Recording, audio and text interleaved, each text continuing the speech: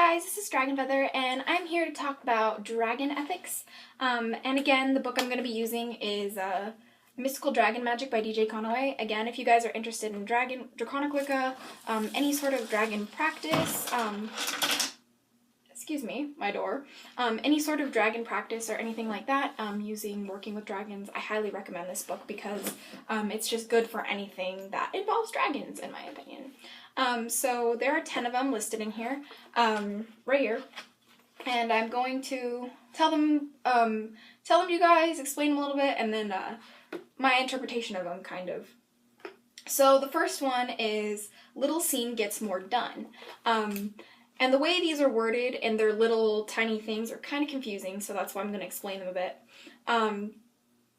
So what this means is you can accomplish more, what the book says, is you can accomplish more in your studies and work if you don't waste time trying to impress your peers with your robe and wand.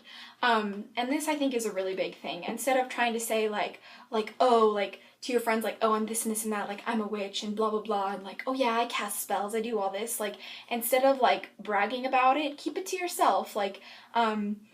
Most witches tend to keep to themselves, and the only way to really tell is if they're wearing a pentacle or if they flaunt it around.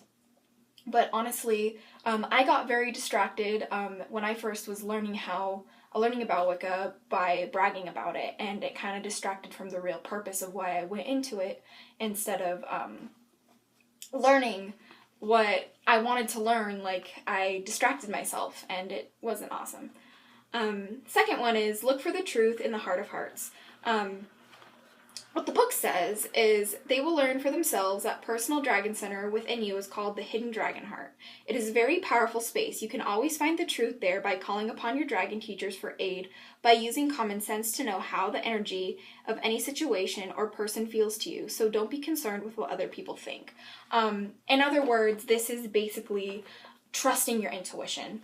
There's a little voice inside you that tells you certain things, and, listen to it, because usually it's right.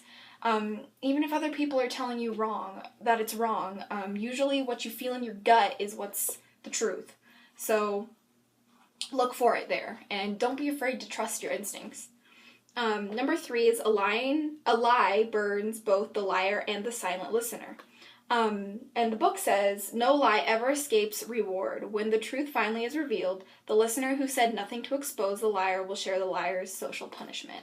So what this means is if you know someone's telling a lie to somebody, don't keep it in the dark.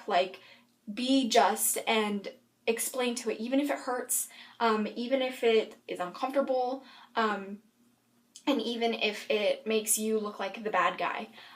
Because being very honest is a very, very high principle in Draconic Wicca.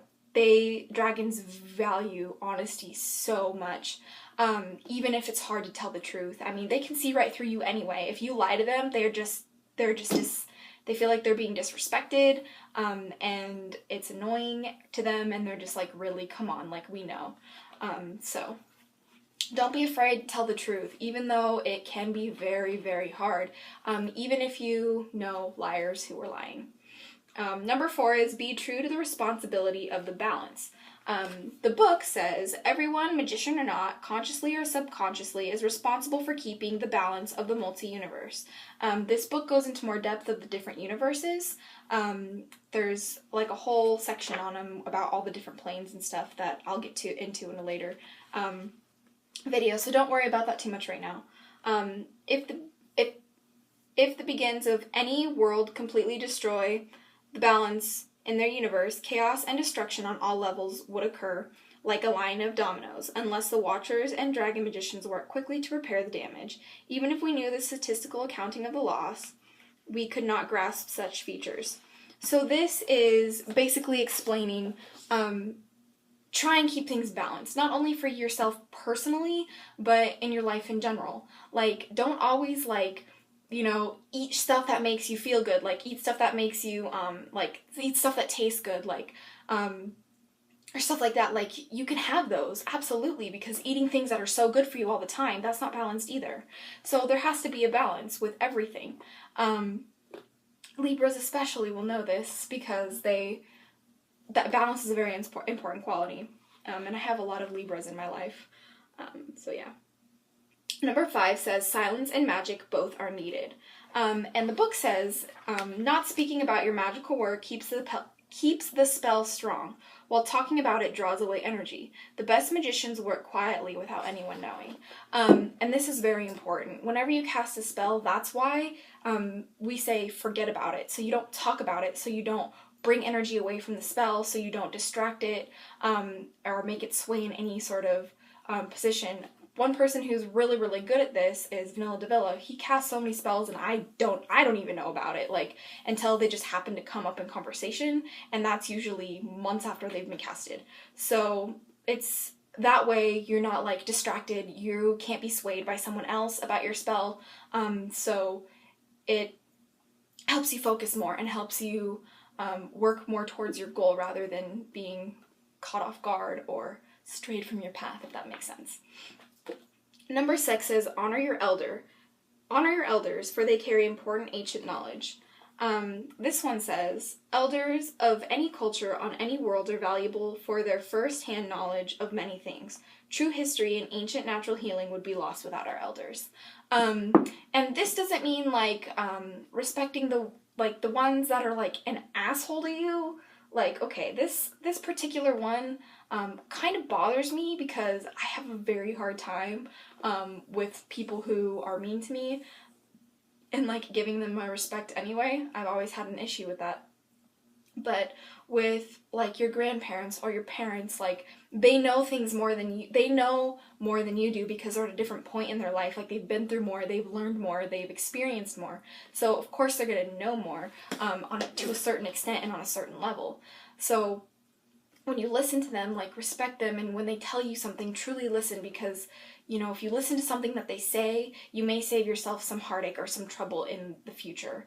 And I know that from like my experience, not listening to my parents have bit me in the ass. So not only that, but my grandparents too. And even, it doesn't have to be family members either. It can even be like older people who you look up to, teachers, if you want to look at it that way. Definitely dragon elders. Any dragon, I would say, treat them as your elder because they've been around a lot longer than you have. So, you know, if they want to share your knowledge with you, then that's an honor. Number 7 says, evil gives no forewarning and no pause for relief. Now the book says for this one is, never expect any negative-minded person or negative event to announce itself before it enters your life. Once at work, don't expect negativity to follow any code of ethics except its own. And those ethics will never be positive or even the same twice in a row.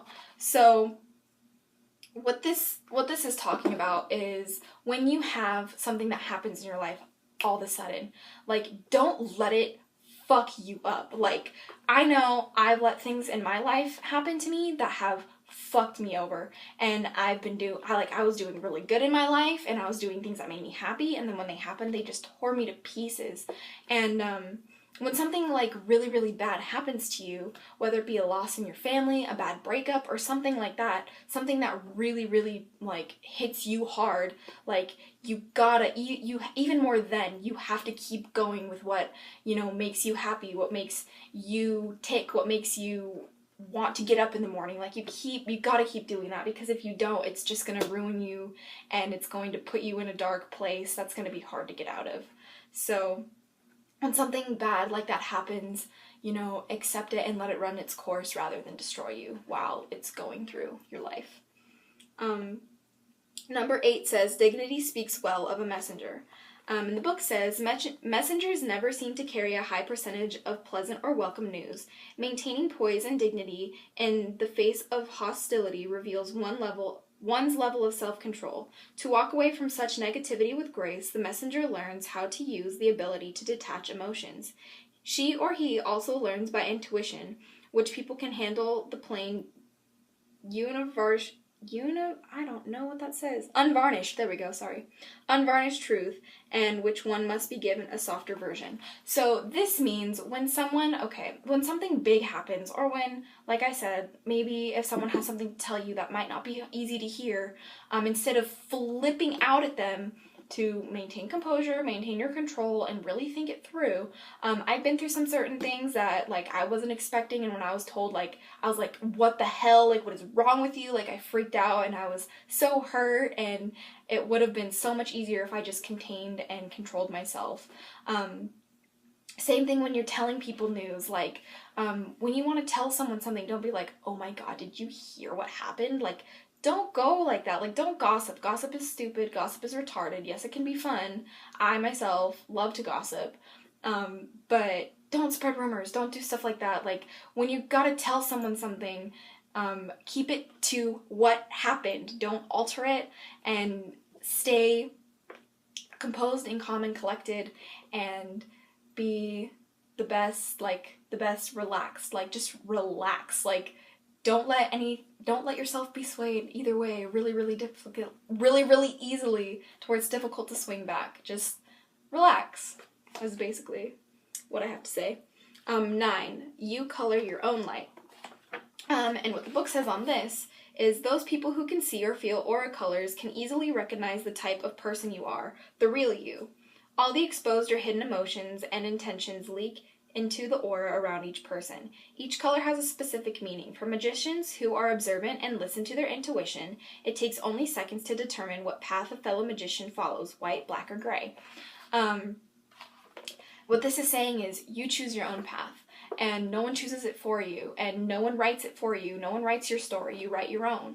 And that means you can choose what kind of magician you want to be, what kind of, like, person you want to be, what kind of anything you want to be, and it doesn't matter what anyone else says. So if you want to be someone who practices black magic, go for it, because that's what you want to do. And if all we had in this world was white witches, what the hell would we do? Like, we wouldn't even know what magic is. It would be chaos if everyone was good. Like, we need people to balance it out.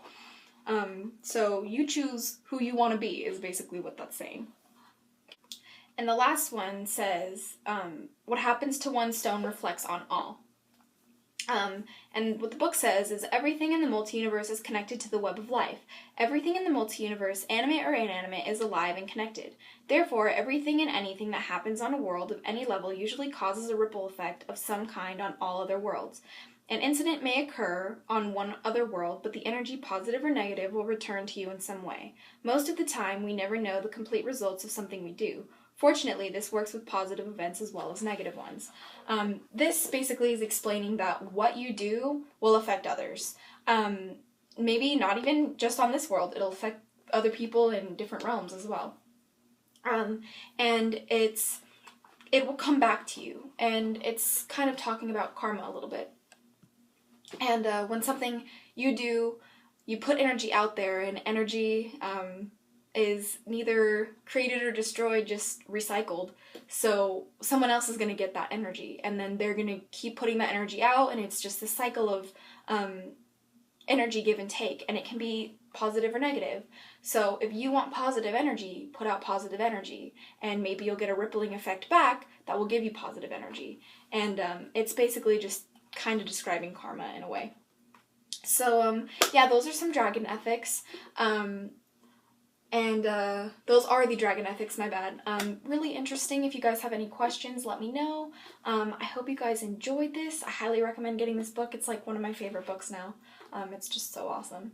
But yeah, until next time, blessed be, and bye!